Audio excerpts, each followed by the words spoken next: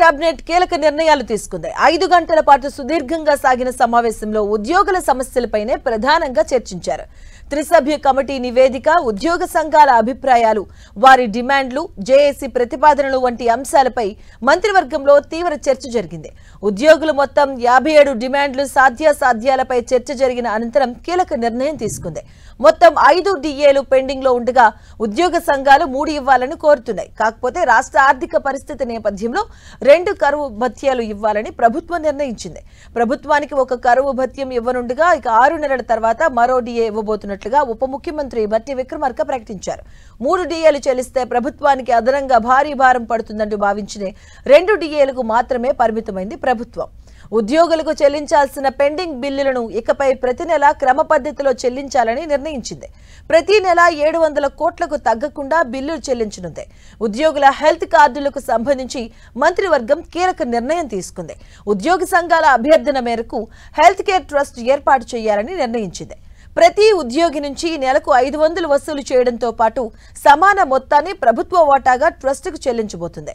Trust chairman గా ప్రభుత్వ ప్రధాన కార్యదర్శి వ్యవహరించనుండగా ఇతర అధికారులు, ఉద్యోగుల ప్రతినిధులు సభ్యులుగా ఉండనున్నారు. ఎలాంటి ఆరోగ్య సమస్యలు తలెత్తినా ట్రస్ట్ ద్వారా వైద్య సదుపాయం కల్పించబోతున్నారు. ఉద్యోగులకు పదోన్నతులు కల్పించడానికి ఏటా సెప్టెంబర్లో శాఖపరమైనటువంటి పదోన్నతుల కమిటీ సమావేశం నిర్వహించాలని కేబినెట్ నిర్ణయించింది.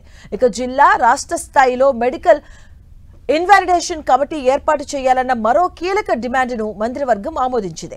జాయింట్ స్టేట్ కౌన్సిల్ అసోసియేషన్లు గుర్తించేందుకు ఒప్పుకుంది. జీవో 317లో ఇంకా కొన్ని కేటగిరీస్ చేర్చాలని నిర్ణయించుకుంది. ఇక సచివాలయంలో ప్రస్తుతం పూర్తిగా సెక్రటరీ సర్వీసెస్ ఉద్యోగులే పనిచేస్తూ ఉండగా ఇకపై 12.5% నాన్ సెక్రటరీ సర్వీసెస్ కోటాను అమలు చేయాలన్న మరో డిమాండ్ను మంత్రివర్గం ఆమోదించింది. పదవీ విరమణ పొందిన ఉద్యోగులను మళ్లీ నియమించారాదనే మరో డిమాండ్ను మంత్రివర్గం ఆమోదించింది. గ్రామ కార్యదర్శి పోస్టులను అప్గ్రేడ్ చేయాలని నిర్ణయించింది. ఎన్నికల సందర్భంగా ఇతర జిల్లాలకు బదిలీ అయిన ఉద్యోగులను సొంత జిల్లాలకు తిరిగి పంపించేందుకు అంగీకరించింది. జిల్లా పరిషత్లో పెండింగ్ లో ఉన్న కారుణ్య నియామకాల పూర్తితో పాటు నర్సింగ్ డైరెక్టరేట్ ఏర్పాటు చేయాలనే డిమాండ్లకు సైతం సమ్మతి తెలిపింది. అంగన్వాడీల పదవీ విరమణ ప్రయోజనాలను 2 లక్షలకు పెంచింది. ఉద్యోగుల అద్దె వాహనాల పెండింగ్ బిల్లుల చెల్లింపుతో పాటు వాహనాల అద్దెల పెంపునకు ఆమోదం తెలిపింది. ఇక గ్రామీణ రహదారులపై ప్రభుత్వం ప్రత్యేకంగా దృష్టి సారించింది. కొత్త రహదారుల నిర్మాణ పనులను యుద్ధ ప్రాతిపదికన చేపట్టాలని మంత్రి మండలి సమావేశంలో నిర్ణయం తీసుకున్నారు. హైబ్రిడ్ యూనిటీ మోడల్ వీటిని చేపట్టబోతున్నారు. 40% ప్రభుత్వ, 60% ప్రైవేటు భాగస్వామ్యంతో వీటిని రానున్న 2 ఏళ్లలో పూర్తి చేయబోతున్నారు. పెట్టుబడులు పెట్టిన ప్రైవేటు సంస్థలకు నిర్వహణ వ్యవధి 15 సంవత్సరాలుగా ఖరారు చేశారు. ప్రతి గ్రామం నుంచి మండల కేంద్రానికి బీటీ రోడ్డు, అలాగే ప్రతి మండల కేంద్రం నుంచి జిల్లా కేంద్రానికి డబుల్ రోడ్లతో అనుసంధానం, జిల్లా కేంద్రం నుంచి హైదరాబాద్కు 4 లైన్ల రహదారులు చేపట్టాలని సమావేశంలో నిర్ణయించారు. ఇక భద్రాద్రి కొత్తగూడెం జిల్లాలో ఏర్పాటు చేసిన ఎర్త్ సైన్స్ యూనివర్సిటీకి మాజీ ప్రధాని మన్మోహన్ సింగ్ పేరు పెట్టాలని నిర్ణయించింది కేబినెట్. స్వయం సహాయక సంఘాలకు గుడ్ న్యూస్ చెప్పింది. స్వయం సహాయక సంఘాల గ్రూపుల్లోని వారు ప్రమాదవశాత్తు మరణిస్తే ఆర్థిక సాయం అందించబోతుంది. 10 లక్షల ఆర్థిక సాయం చేయబోతుంది. ఇప్పటి వరకు 385 మంది మరణించగా వారి కుటుంబాలకు 38.5 కోట్ల రూపాయలు చెల్లించేందుకు మంత్రివర్గం ఆమోదించింది.